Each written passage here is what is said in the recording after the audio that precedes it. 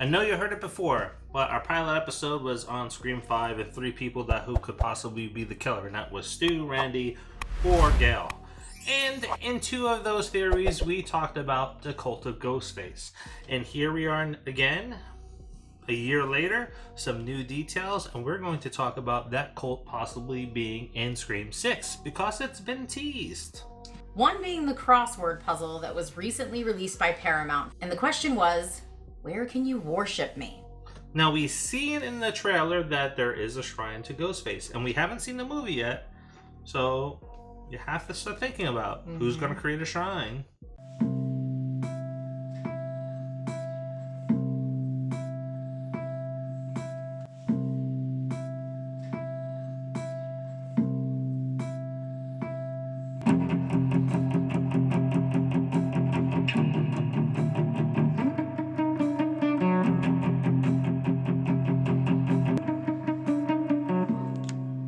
On this episode, we will talk about the clues to a cult being around in the Scream universe since part 2, and how Gail may be responsible for all of it. And as always, we will leave it to you to decide. Now, before we dive into this one, we want to consider a few different things. How many times can we recycle 2 new killers in each movie targeting Sydney? It's a little bit much now. Yeah, I mean, at some point you've got to kind of move on, right? Why does it always have to be Sydney? Why are there all these people that have it out for Sydney, right? And, you know, okay, so now we've kind of introduced like this other person that they're sort of after, and they are related to Sydney in a way. So just because, you know, by default, just because, you know, Billy was her boyfriend and it's Billy's daughter. So, you know, there's a little bit of like a relation there, or like a little bit of a, you know, but not completely. I know, it'll be the Scream 40th anniversary, Scream part, whatever, and it'll be 2 people from her past, like, remember when? Yeah. And trying to kill her again. No, so you have to kind of change things up a little bit. Yeah. Scream 5 was not only the start of a new trilogy, but it served as a building block to evolve the series into new territory. Something that many people close to this film have said. Death of Dewey was a key to let us know that no one is safe. Introducing 2 killers with no connection to Sydney is a subtle change to the motive. Kevin Williamson has also recently stated that Scream 6 feels like a reinvention of the franchise. It feels fresh, and not like a part 6. So let's dive into this theory, and let's start where the cult of Ghostface may have originated or shown up the first time. Scream 2. Had to have financing. Tuition's expensive. Deb there, my backer. We met on the internet, psycho website, classifieds. There's only an estimated 97 active serial killers in the country today, so Mickey here was quite a find. Definitely one on the way up. All he needed was a little guidance and nurturing. Scream 2 establishes that there are people gathering on the dark web inspired by Billy and Stu, not necessarily inspired by anything else like Gail's book. And remember, Stab only just came out, so this movement started before them. In Scream 3, Roman reveals being behind the motivation for Billy and Stu to kill Maureen Prescott. Your boyfriend didn't like seeing his daddy in my film too much. He didn't like it at all. Once I supplied the motivation, all the kid needed was a few pointers. Have a partner to sell out in case you get caught, find someone to frame. It was like he was making a movie. You. This is all because of you. A director, Sid. I direct. We also hear Roman express his disgust in how Sydney has become larger than life as the victim and then a survivor, which led to movies about her.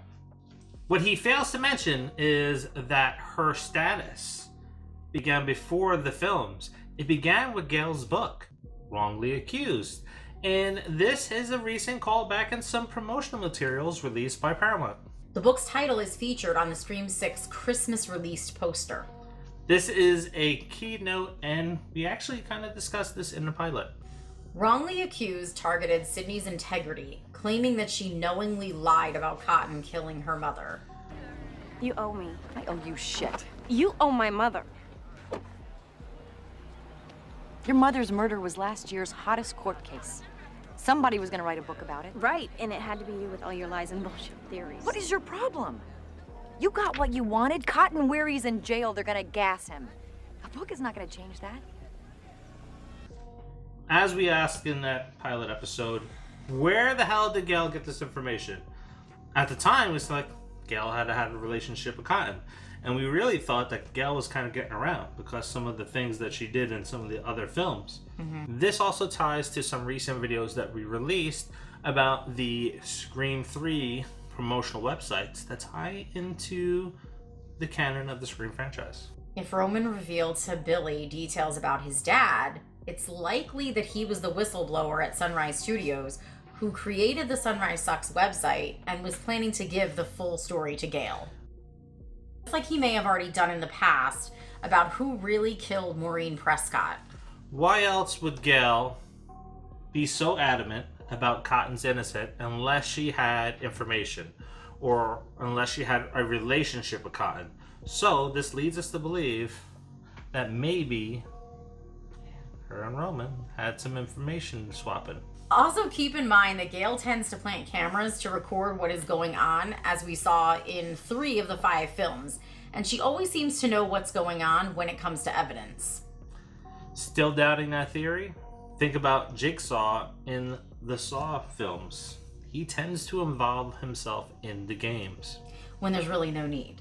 Exactly. Like, I mean, go back to all the way to the first Saw film where he's just the dead guy laying in the room. Why? Because he wanted to be involved in it? That's pretty much all it comes down to. Yep, and then with each installment afterwards, he put himself deeper into the story, and it almost seems like Gail was doing the same thing in these films by traveling around with cameras. In Scream 4, like it had been previously planned, we see a Woodsboro film club born out of the tragedy of its own town's history, having a deep-rooted obsession with the stab movies. We see Gail find Charlie and Robbie fairly easy. So, you two are the boys that run the movie club at Woodsboro High, huh? It's called Cinema Club. What if we could catch the killer by working together?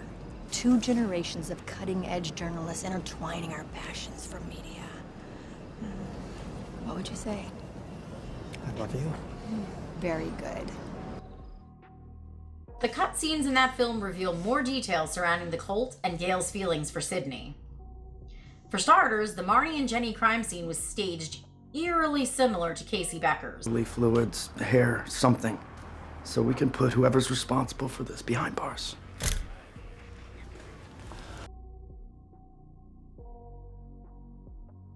We also hear Gail throw some shade at Sydney in a deleted scene. So, you going to Sid's book signing? Has she ever been to one of mine? Now, if we fast forward over to Scream 5, on the way from the hospital to Stu Macher's house, now known as Amber's house, Gail kind of says something. None of this would have happened. Gail. I started all of this. No, you didn't. Billy Loomis started this, and we're gonna end it. We also learned that Richie and Amber found each other online, just like Mrs. Loomis and Mickey. Safe to say that the dark web is the home to the cult of Ghostface, who started it maybe a little bit tricky, but here's 4 options that we want to throw out to you. Stu, as intended, is the leader of the cult. Roman is the leader of the cult, as he hinted to in Scream 3, and even though he has died, the cult lives on in his memory. Roman, with the aid of Gail, formed the cult, and she has tried to leave it in her past. Gail writing scathing novels about the crimes which led to the stab movies is really why the cult formed, and not the other reasons, which is why she blamed herself in Scream 5. I kind of lean towards that. If Gail is involved in the whole cult thing, I think it really was like a her thing. Like it was about her. Like she wanted to get her voice heard and her stories read, and then it led to bigger and worse things, and that's really not what she intended. Because I don't think she's a bad person. She's annoying, but I don't think she's a bad person. And I think that if she is involved in the cult, it wasn't really on purpose. I'm a little on the fence with this one. I do think maybe that Roman was the person involved with kind of starting the whole cult thing. And I really dislike Scream 3. It's like a very far fifth film in the entire franchise. However, having done a lot of research for our Pop 5s and seeing some of the things pop up with Scream 6, I'm starting to find a little bit of a new love for Scream 3 now. Because if they bring it back correctly, it could be one of the most important films in the entire franchise. So I'm thinking maybe that Roman was the mastermind for the cult. He kind of kicked that off. Yeah. And Gail kind of gotten toyed with and strung along. Like, she got the information about the kills from a secret source. And that would be Roman. Yeah. And I feel like they could be going back that direction with Scream 6 just because, like, they show, like, that layer or like where you know where a cult could be, and this person is like collecting all this stuff. And also they've now like brought a detective back into it where they did in Scream 3. I mean, there were always cops involved, but in Scream 3 there was Mark Kincaid, who was a detective, and he was like, they showed the police station and all the work that was going into it and the pictures and the notes and everything. And I kind of get that same feeling again with Dermot Mulroney. You know, everybody's like, oh, this is Dewey's replacement. It's like, no, I never got that. Like, when I see the guy sitting at the desk and I saw him in the trailer and stuff like that, it's like, it feels more like a Kincaid to me. I was just going to say, yeah. It's more of a Kincaid replacement. Yeah. I don't think it's a Dewey replacement. I don't get the Dewey replacement from him. I get the Kincaid replacement from him. I feel like Judy was Dewey's replacement, and now they're both dead. So, but I feel like, just like I said, I feel the same as like it was in Scream 3 when you had Kincaid, and now you have... Well, I don't know who Mulroney plays, but... He plays, I think, Detective Williams, but I've heard some other people refer to him by a different name. But oh, okay. I see everything credited to him as Williams at the moment. Doesn't mean it's right.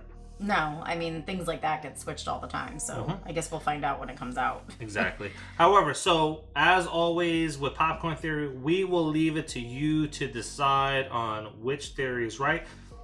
Share your theories. Let's have a conversation about this, because... this one's worth talking about. I think the cult's out there. It's been there since Scream 2. I'm not going to say it's not out there. Even though it's not something that's ever focused on, it's definitely out there. Yeah, they just have to approach it the right way. Especially because they haven't really dove into it a whole lot. There's just kind of been like little pieces here and there. So if they want to revisit it, they have to do it properly. Or it's going to blow up in their face. And don't forget, not only is it Scream Month, it is our quest for 5,000 subscribers, and you can help us get there by liking, subscribing, and sharing. Yes, please share this video. Please like, please drop a comment.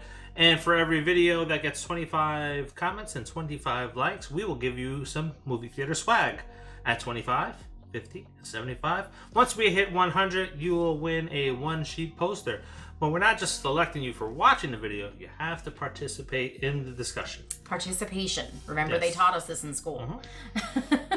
When we hit 5,000 subscribers, you have a chance to win this box of Strawberries and Scream cereal signed by Matthew Lillard and David Arquette. Maybe Rose McGowan. Maybe. We'll see.